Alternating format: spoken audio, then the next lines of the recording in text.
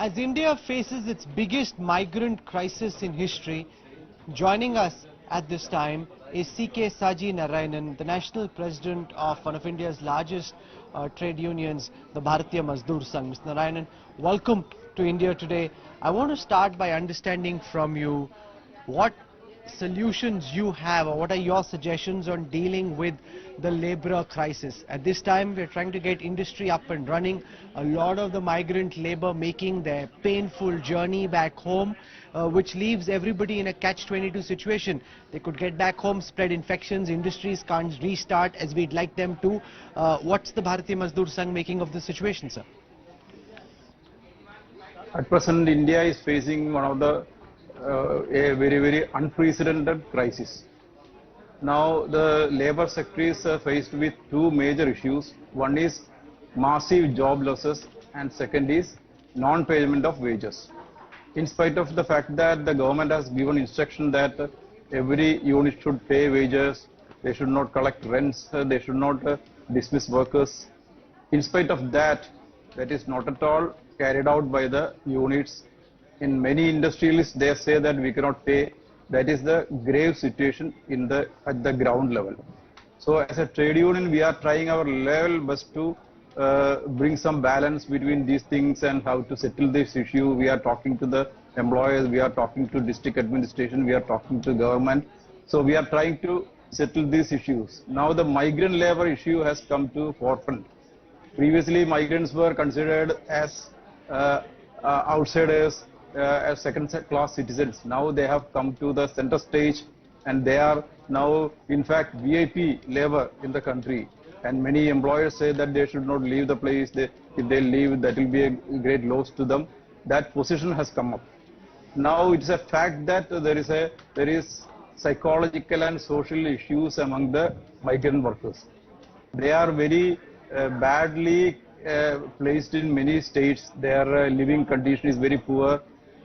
In many states, the contractors, they abandon these people. Principal employers also abandon these people, and they are living at the mercy of trade unions, service organizations, government agencies. That is the pitiable conditions. They are also worried about their family members in their villages. So there is a sort of panic.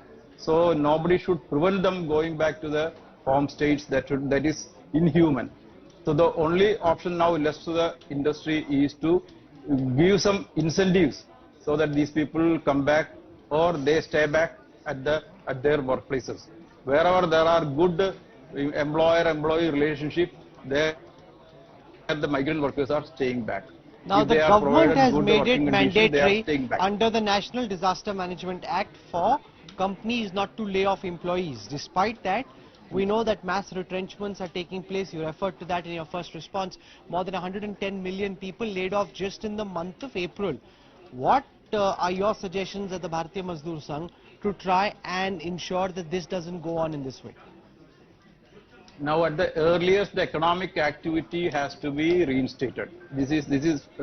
So the government has to do whatever they can do for all these things. Next is availability of raw materials is a big issue now. They are not getting at the cost which they were getting previously. Then payment of wages, that also has become an issue. So what we have suggested to the government is let the employers pay the wages and the government should subsidize, especially the small scale industries. MSMEs, the government should subsidize their wage bills. That is our proposal here beyond. What are you making of the intervention so far? The policy thrust of the Prime Minister speaking of very substantial land labour reform. Now I know that the Bharatiya Mazdoor Sangh has opposed what the government of Uttar Pradesh has done, where majority of the labour laws have been suspended. Can you explain what your opposition is, what your fear is? Now, day before yesterday, the Prime Minister's speech, we find a substantive shift in the government policies regarding to stimulus package. Previously, the stimulus packages the benefits were given to big industries, corporates, etc. This time the thrust has gone to the real wealth creators of the country, that is labor, farmers, and the small industries. This is a wonderful change in the policy of the government, and this is really going to bring back the economy in the previous form, and it may also lead to India into its excellence. So we have welcomed that thing, that is a thrust to labor, farmer and small industries. That is they are the backbone of India's development. They are the three pillars upon which India's development is resting. The Uttar Pradesh government has changed labor Yes. laws. What are you Yes. making of the suspension of a majority of the labor laws in Uttar Pradesh? Uttar Pradesh, Madhya Pradesh and Gujarat. These are the three states where ordinance were promulgated, or they were prepared there to get the assent of the president. So these are very unprecedented steps taken by these state governments. It is something unheard in the history of India, and it is also unheard. It is very rare even in most undemocratic countries in the world. So this we have to realize. So BMS have taken a step that these three ordinances have to be withdrawn. Otherwise, BMS will go for national-wide agitation. This stand we have taken. Now the question is, this is not labor reforms. There is no reforms in it. It is a wholesale burial of all the labor laws in the states.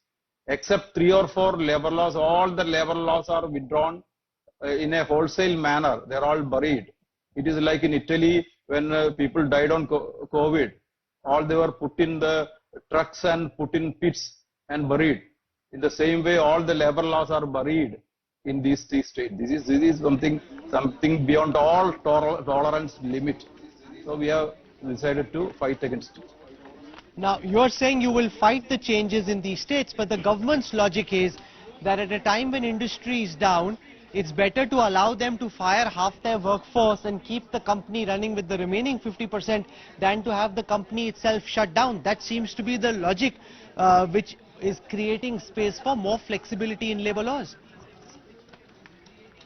That theory has been taken care of in the discussions.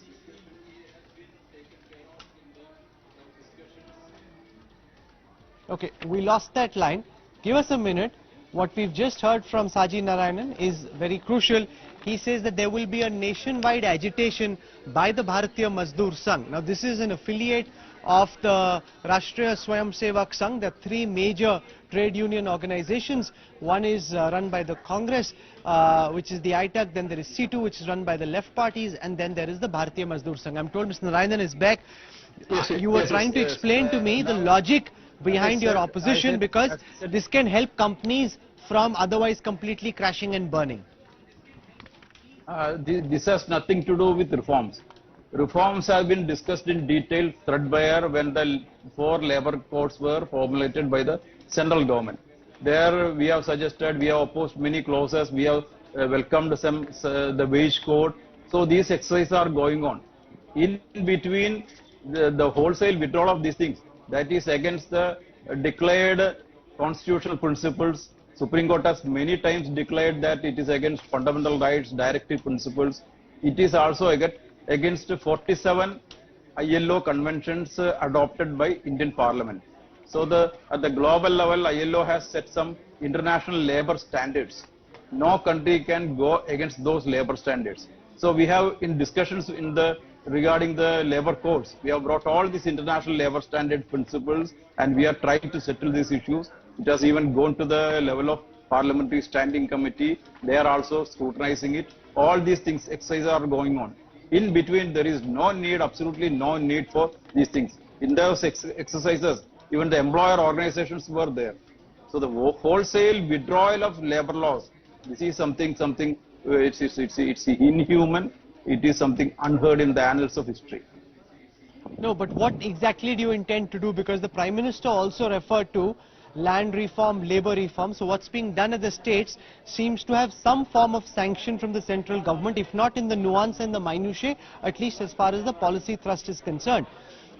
You're talking about a national agitation. When do you intend to launch that, and how do you intend to take it from here?